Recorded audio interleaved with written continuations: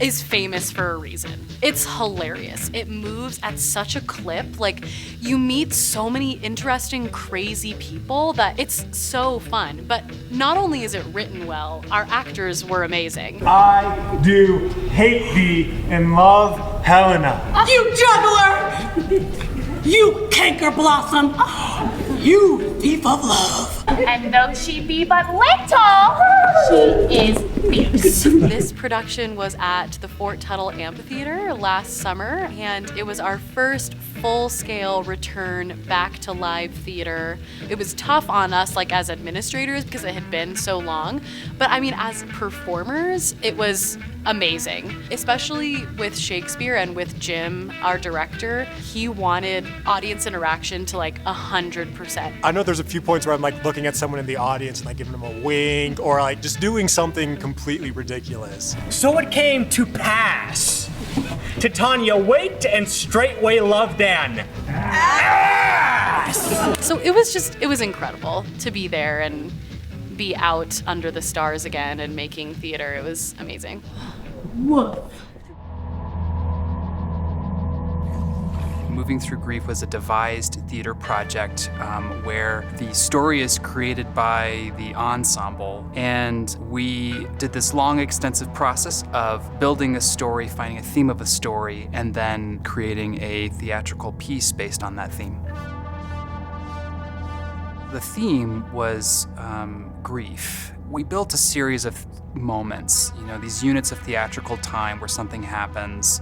And what the ensemble saw was the 5 stages of grief. And so we started to research that from multiple perspectives. And then we created 3 storylines of characters dealing with grief in different forms. And those stories were all sort of interwoven into each other in a very movement-based and abstract way.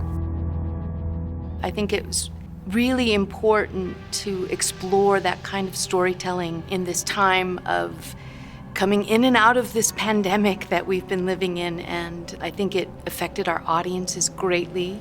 We've said goodbye to people without having the ritual, and so we had a ritual in this performance that we were able to then let go of. Co-vids was collaborative videos. 11 artists doing 5 films. We just wanted to see how crazy creative people could get if we were how about a potter and an aerial artist? Go! And then Nick worked the magic of then adding the additional element of this is a video project. The performance art aspect for sure, Ballet Folklorico and Eric Ritterbusch. Yep. Another one we had was a sort of more actor-driven visual arts piece, which was Cree and Trey Peace. And Lavandria's piece on the opposite was working in collaboration with choreography with Leslie Baker. It was so much more intimate, where it was a life with their son. There was the band Towers with lyra artists from Momentum Aerial and a potter. I don't think Owen and Sean were intentionally going for performance, but so many parts of their video is performance art to me. And that's the kind of performance art that's it doesn't fit in any genre, so it comes out of collaboration, and it's so cool.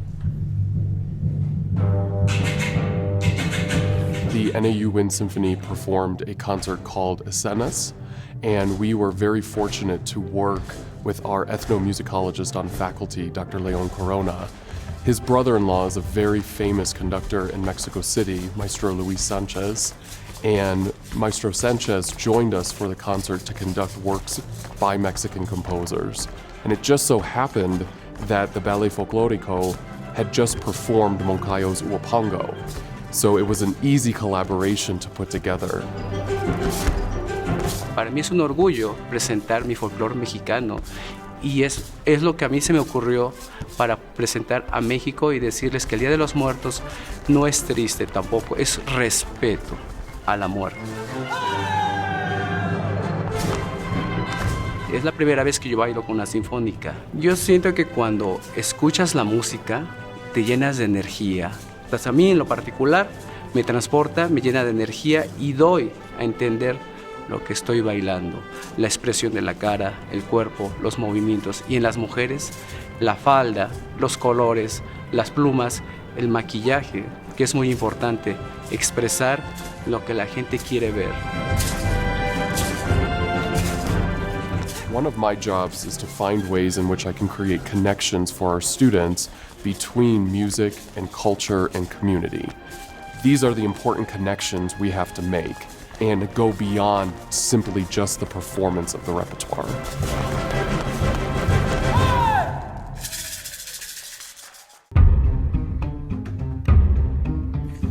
Omen is Dark Sky Ariel's first dance film that we've ever created.